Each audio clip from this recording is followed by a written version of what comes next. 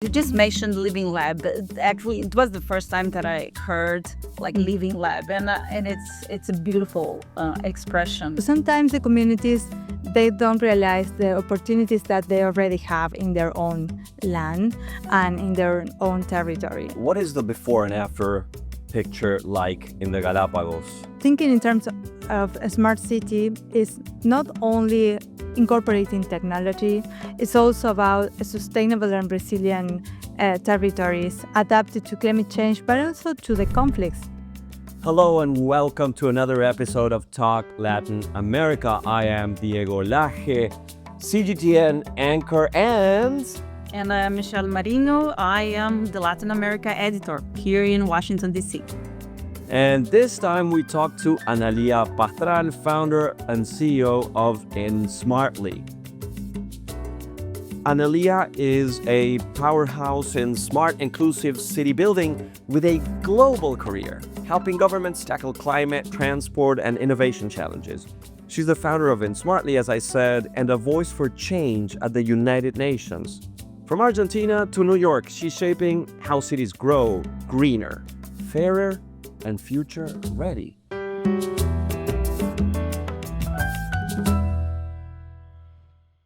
Analia, great having you. Thank you for joining us. Thank you for having me here. I'm delighted to be here today. Let's start from the beginning. How are you saving the Galapagos? Oh my gosh. You went just to the point. Well, it was a fantastic experience. This project was focused, because when we think about Galapagos, we think always in a natural, huge reserve, a world-class heritage, but not in the people, not in the inhabitants of the islands. And we have 3,000 inhabitants, individuals there that we need to improve their quality of living there. So for us, this project was focused on how these people live, what are the infrastructure, the buildings that are, what kind of comfort are they having there. So when we arrived, of course, it was the land of Darwin, the theory of evolution. Turtles all over the Huge, place. Giant turtles, everywhere. Do you make houses for turtles? Certainly not. Well, yes, they have more rights than individuals there, because the buses, everything has to stop if they're crossing the street. So yeah, they are the privilege. They have them. But in terms of the inhabitants, what we observed that we chose 3 different buildings in 3 different islands. In Isabella Island, we pick a housing building, and Santa Cruz Island we pick a school, Galapagos a school, and in the other one, San Cristobal, we chosen the hotel, a boutique hotel, and those living labs where we measure the temperature, the comfort in those buildings, and I said we measure, but it was a huge team with different partners. People, how large? Give us an idea of the scale of trying to change the way the Galapagos Islanders build. Exactly. Well, the project started in 2021. And it took us like 2 years and a half. And it was the French Cooperation Development Agency, the Spanish Cooperation Agency. It's a program called Euroclima Plus under the umbrella of the European Union. And also EVP Chile, Fundación Futuro Latinoamericano, in Smartly, a lot of Mentefactura, an international consortium of partners and experts on this topic. Architects, urban experts, and also some unique practice there was they hire also local architects the ones who really knows the materials of the island. And with them, they made an exchange with the international experts as well, bringing the capacity in terms of what are the new materials that they could adapt to these buildings. And I had the opportunity to visit in person the Santa Cruz Island, the school. And one of the anecdotes that really shocked me was when the architect said that the teachers mentioned that the students fall asleep during class because the heat, the tremendous, enormous temperatures inside the classroom.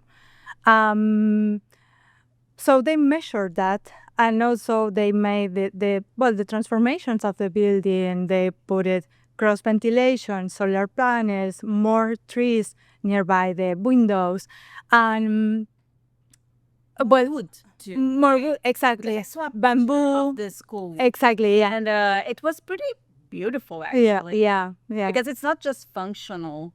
Because I'm from Rio, and it's too hot, and I totally understand when students want to sleep after lunch because it's so hot. Well, right now they have AC in schools in Rio, but when I was at school, we didn't have it, and I totally understand that. Yeah. So they think about not only the temperature. What else were they thinking about when they were preparing the smart schools? Well, the project has a holistic approach because it was not only the infrastructure transformation, but also they work with the community, how they could improve their habits. For example, closing the door, doing some specific and normal activities every day that they could increase the cooling inside the building. So that was fantastic. Of course, in the beginning, communities are reluctant to this kind of projects, or it's difficult. But I think that in terms of that, communication is key. So they did a lot of workshops trying to sensibilize the community and to disseminate this new idea and this new approach. And also they work a lot with the local artisans, the local construction agents, they teach them about these new building construction methods and designings. And it was, in terms of, they have a lot of labels, how we could improve the approach. Is this a living lab? Because you just mentioned living lab. But actually, it was the first time that I heard living lab, and it's a beautiful expression, a living lab. Living lab is a smart city concept because when we choose specific buildings, we measure the before and after of the urban transformations and the designs that we made. And the architects who are the experts in this topic, they propose this kind of labs where you can see the transformation, but also how the inhabitants, the users, are readapting their ways there. But what happens? What is the before and after picture like in the Galapagos, before and after the project? For example, in this school, the building was 30% cooler than before the transformation. That's really a lot.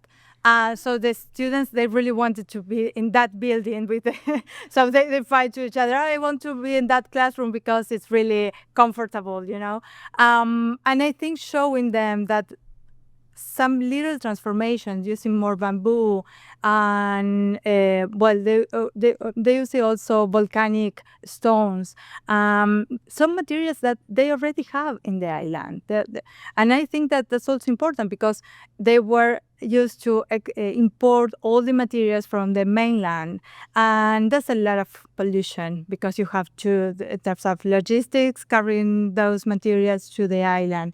So sometimes the communities, they don't realize the opportunities that they already have in their own land and in their own territory. And that's part of sometimes these projects that a lot of international experts and also trying to capture the the knowledge and the capacity of the local community. I think that's key, and that's a smart city approach as well. I think that listening the community and their the knowledge that they have. It helps develop the space, right? Because the students are going to have better grades. Yeah. Because they want to go to school. If they want to be there, they're going to study more. Absolutely. Right? So you change a lot of things. I mean, you're not changing just the temperature of the room. Certainly. You're changing their lives. Yeah, Right. certainly. And yeah, I think that was fantastic because usually the projects, international fundings were most focused in terms of natural reserve instead of the inhabitants. So I think that this project has this unique approach. And also we organize an Urban Thinkers Campus that is an activity that we do from the World Bank campaign of Young Habitat. And that experience that was also very interesting because experts came, an architect from Bangladesh that he's a sustainable and famous architect, Ishtiaq Sahir, and he shared also his practices with the local architects from the Galapagos. Wow. So how does the after picture look now? Are Galapagos inhabitants building their homes differently? Absolutely. I think this project really... Sorry, did you get to change the construction code in the island? Yeah. I know that's a long process. It's not easy, but did you? Fortunately, yes. We did 3 ordinances in these 3 islands that are a good practice that showcase to the politicians, the local legislators and the municipalities there, how they could readapt their legislation. So the part of thank you for bringing this, because the normative and the regulation is it's a key part of this project, and the working with the city council, and in terms of having these new ordinances, it was a specific outcome that came from this project. And now we have that experience not only for the Galapagos, also with those territories that have similarities, that are islands in Central America that could readapt and this model. I want to go into Scenario Lab, but I want to make sure that you have no more questions on Galapagos because... No, I have questions about, I want to incorporate smart cities in my neighborhood and my house. So I want some suggestions and some tips. But you go ahead. Well, Scenario Lab is where you plan the stuff. Yeah, right? exactly. Yeah. Where you role play and plan the stuff. So could you talk to us just what it is and then how we can use it to improve Michelle's house? Well, yeah, of course. Scenario Lab 2050 is, it's a model especially for municipalities, universities in Latin America, that they would like to use AI, ChatGPT, Gemini, and other platforms, where they could think in future scenarios and how their problems and solutions could be readapt. And using AI is it's challenging in the region because as you know, in most of the places they don't have a good Wi-Fi or connection, so it's quite challenging. But we had a wonderful experience using WhatsApp in 8 years ago with a local legislator in Salta, and she was Salta, Argentina, right? So sometimes these trends, technologies like AI, for the region and for different levels of in terms of developing public policies and also in terms of universities are key. So now we are starting this in Mexico, in Quintana Roo, and we are having some conversations with some municipalities from there. And what can I do at home to? Well, I think that using ChatGPT improve my home. Yeah. That's what we want to know. But I think that if you thinking and clear prompts and sharing. For example, you have to give him or her the chat good prompts in terms of what are the improvements that you really want to your life is in your house. For example, it's in terms of ventilation, it's in terms of cooling, it's in terms of heating. So I think giving the right questions is the element, and that's why we developed this methodology. It's a Socratic methodology that we are readapting to this century, 21st, because doing the right questions to the ChatGPT or Gemini, to the AI, is the element nowadays. And we observe that a lot of people are struggling to do the right questions, and we develop this method. So I'm going to invite you personally to join us, so you can do it by yourself. And we also spoke about exporting your Galapagos model, combining it with your use of AI and leveraging all this for environmental protection in other parts of Latin America, specifically in the Caribbean, in the Mexican Caribbean. Please, what is that about? How are you adapting what you learned from the islands in Ecuador to Mexico? Well, it was also part of this project, the replica part, where it was elaborated a kind of, a series of indicators measuring the same levels of, the same features of the islands in the Galapagos with other islands in Central America. And we chose in the Isla Mujeres, Holbox, and Cozumel in Quintana Roo in Mexico, and also Isla San Andres in Colombia. Because the project has, the outcome to select only 4 territories for the replica. And I'm borrowing a question from Michelle. I'm sorry, but the question is yours. How do you choose the places, the locations? For example, where island territories, the quantity of inhabitants there, if they have already some ordinances or legislation and sustainable construction, some practices in greener construction. And I'm summarizing these indicators because it was a huge list. But based on that, and also if we're territories with good levels of security and safety, because also these practices needs that. And so you need safety to be environmentally friendly. Absolutely, we need peaceful communities to be sustainable. Because I think thinking in terms of a smart city is not only incorporating technology, it's also about a sustainable and resilient territories adapted to climate change, but also to the conflicts. Nowadays, we have not only climate change, we have pandemics that are evolving in different ways, different kind of conflicts. So cities have to think in this 360 view in terms of what are the crises that they have to adapt and solve those issues. Is there a place in Latin America that you would like to work and it's just like a dream to transform that place? Oh, that's I never thought that. But I think perhaps Brazil. I think that's really, I think it's unique, the Amazonia, and there are a lot of projects in this topic and sustainability, and I think having this place that has a lot of natural resources it could be key. I would love to. Unfortunately, we have run out of time. Really? In this episode of Talk Latin America. So Analia Pastran, founder, CEO of InSmartly, thank you very much. Great having you. Thank you.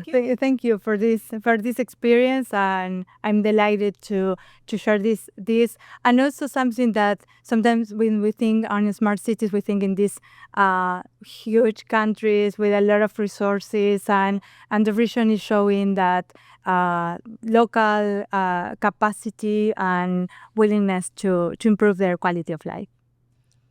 Thank you so much. Thank you for joining this episode of Talk Latin America. She is Michelle Marillo, the Latin America top voice expert and #1 person in CGTN, and I am. Diego Lacay. Thank you very much. See you next time.